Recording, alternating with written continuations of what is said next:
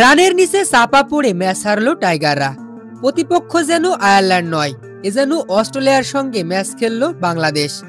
দর্শক, 3 ম্যাচের টি-20 সিরিজের প্রথম ম্যাচেই আয়ারল্যান্ডের কাছে রীতিমতো লজ্জায় ডুবে ম্যাচ হারলো বাংলাদেশ। উল্লেখ্য, সিরিজের প্রথম টি-20 ম্যাচে শুরুতে টসে জিতে বোলিংয়ের সিদ্ধান্ত নেয় টাইগাররা। অপরদিকে আয়ারল্যান্ড ব্যাটিংয়ে নেমে দারুণ শুরু করেন আয়ারল্যান্ড দলের 2 ওপেনার।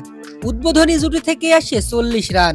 দলীয় ক্যাপ্টেন পল স্টার্লিং ব্যক্তিগত 21 রানে আউট হলেও বাংলাদেশি বোলারদের উপর এদিন ব্যাটিং তাণ্ডব চালান হ্যারি টেক্টর। শেষ পর্যন্ত ব্যাটিং তাণ্ডব চালিয়ে খেলেন 45 বলে 69 রানের এক বিধ্বংসী ইনিংস। আর মূলত হ্যারি টেক্টরের ওই বিধ্বংসী ইনিংসের উপর ভর করেই আয়ারল্যান্ড দল সংগ্রহ করে ফেলে নির্ধারিত 20 ওভার শেষে পাহাড় সমান 181 রান। তবে বাংলাদেশ দল বড় লক্ষ্য তাড়া করতে নেমে রীতিমতো খেই হারিয়ে ফেলেন।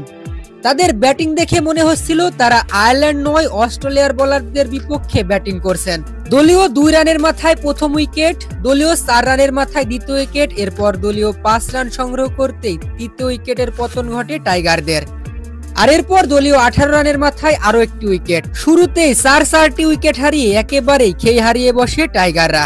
এরপর অবশ্য জাকির আলী অনিক ও তাওহিদ হৃদয় বাংলাদেশের হয়ে হাল ধরেন। তবে দলীয় 66 ও ব্যক্তিগত 20 রানে জাকির আলী অনিক আউট হলে একেবারেই ম্যাচ থেকে ছিটকে যায় টাইগাররা। তবে বাংলাদেশের হয়ে এদিন একাই হাল ধরেছেন তাওহিদ হৃদয়। মাত্র 34 বলেই পূরণ করেন নিজের অর্ধশতক।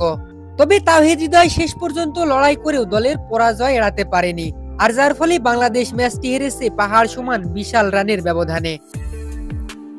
আর এ জয়ের ফলে 3 ম্যাচের টি-20 সিরিজে 1-0 ব্যবধানে এগিয়ে গেল আইরিশরা।